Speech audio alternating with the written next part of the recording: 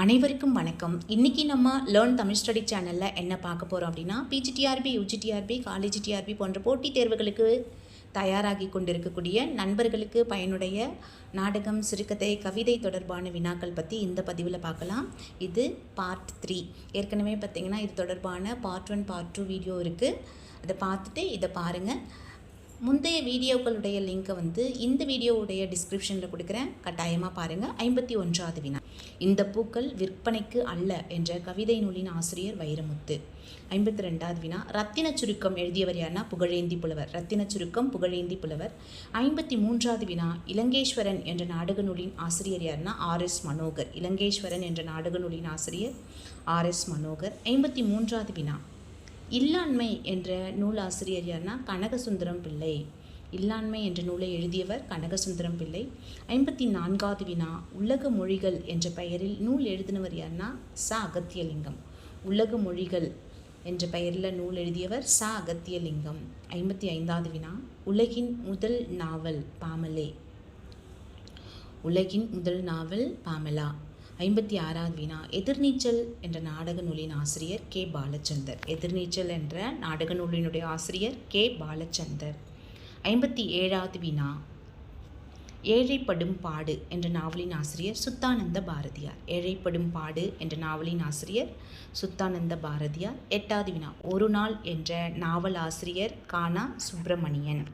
59வது வினா, ஒரு பிடி சோறு என்ற சிறுகதையின் ஆசிரியர் ஜெயகாந்தன். ஒரு பிடி சோறு என்ற சிறுகதையினுடைய ஆசிரியர் ஜெயகாந்தன்.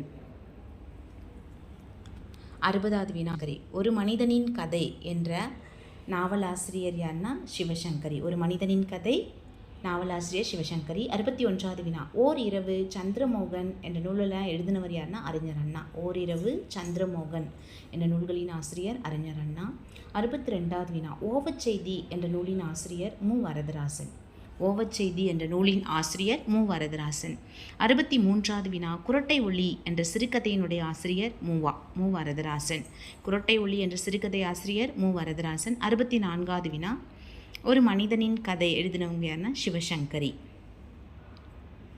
65வது வினா, ஒரு புளிய மரத்தின் கதை என்ற நூலின் ஆசிரியர் சுந்தர ராமசாமி. ஒரு புளிய மரத்தின் கதை சுந்தர ராமசாமி. 66வது வினா, கோகிலாம்பாள் கடிதங்கள் என்ற நாவலின் ஆசிரியர் என்ன மறைமலை அடிகள். கோகிலாம்பாள் கடிதங்கள் என்ற நாவலின் ஆசிரியர் மறைமலை அடிகள். 67வது வினா, சகாராவை தாண்டாத ஒட்டகங்கள் என்ற நூலின் ஆசிரியர் நா காமராசன். சகாராவை தாண்டாத ஒட்டகங்கள் நூலாசிரியர் என்ன நா காமராசன்.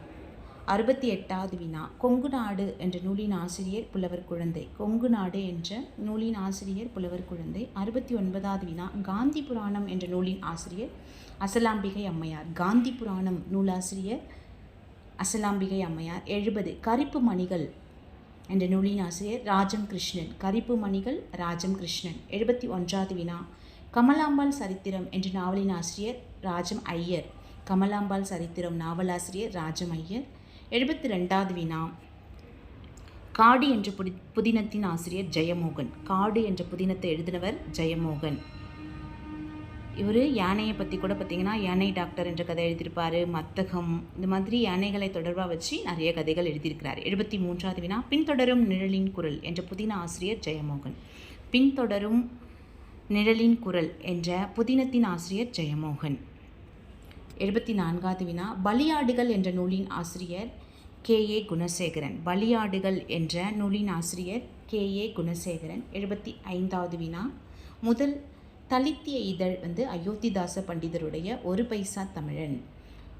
முதல் தலித்திய இதழ், தலித்திய இன மக்களுக்காக அயோத்திதாச பண்டிதர் ஒரு பைசா தமிழன் என்ற இதழ் ஆரம்பிச்சிருக்கிறாரு. அப்போ இந்த பகுதியில் பார்த்திங்கன்னா 25 முக்கியமான வினாக்கள் பற்றி பார்த்துருக்கோம். கட்டாயமாக இந்த பதிவு உங்களுக்கு பயனுடையதாக இருக்கும். ஏற்கனவே படித்தவங்களுக்கு திருப்பி பார்ப்பதற்கு இது ஒரு வாய்ப்பாகவும் இருக்கும். கட்டாயமாக தொடர்ந்து நம்ம லேர்ன் தமிழ் ஸ்டடி சேனலை பாருங்கள். பல புதுமையான வினாக்கள் கண்டிப்பாக உங்களுக்கு ஒரு தெளிவை ஏற்படுத்தும். தொடர்ந்து நம்ம லேர்ன் தமிழ் ஸ்டடி சேனலை பார்த்துக்கிட்டே இருங்க. இந்த வீடியோ பிடிச்சிருந்தால் உங்கள் நண்பர்களுக்கும் இந்த பதிவை ஷேர் பண்ணுங்கள். நன்றி, வணக்கம். மீண்டும் நம்ம அடுத்த பதிவில் சந்திக்கலாம்.